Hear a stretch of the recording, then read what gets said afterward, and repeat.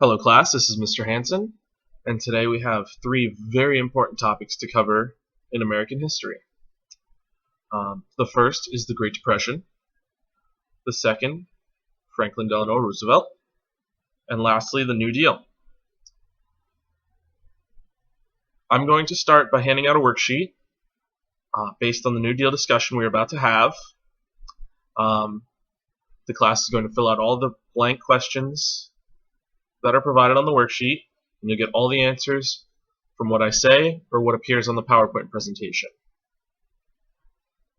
In the meantime, while I hand those out, I'm going to ask the class what they know about the Great Depression. There's nobody here to ask, so I will provide some backstory that I would be supplying anyway. The Great Depression was a period of economic struggle after World War I. While it did affect the entire world in some very important ways, we will focus on how it affected the United States.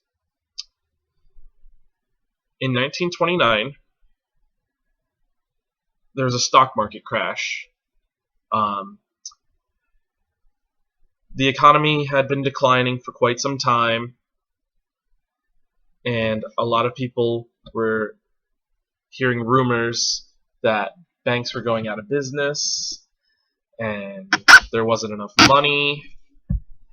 And unfortunately, the whole banking process is somewhat self-fulfilling. You know, if people say that the banks are going to crash and there's no money, then people are going to withdraw all their money from the banks and they will start failing. So it was a very strange process in which the rumor caused the issue. That was the subject of the rumor. Additionally, there was agricultural overproduction after World War I. The new technologies were making farming easier, more productive, but unfortunately it was so productive that the food that was produced exceeded the demand for it. And what happened was this caused the price of the food to tank, to drop dramatically. And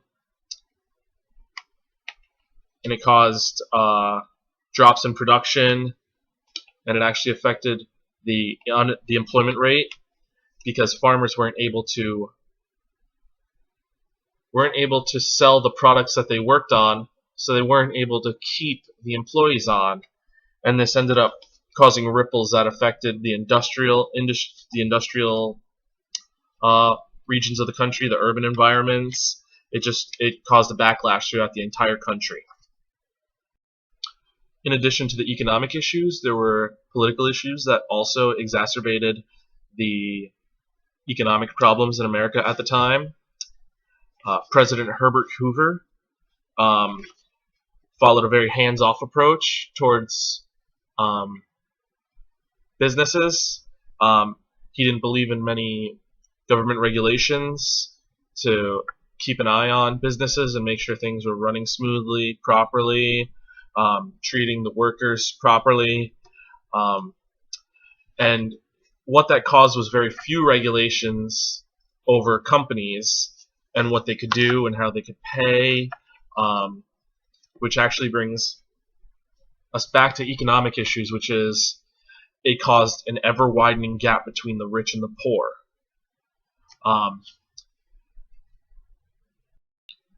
As we go through the discussion today, I'd like you to keep in mind certain terms that are very important during this lesson.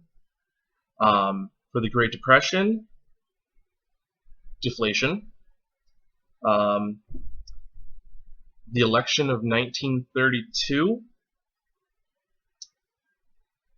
the New Deal, of course, the Tennessee Valley Authority, Works Progress Administration, and Fair Labor Standards Act.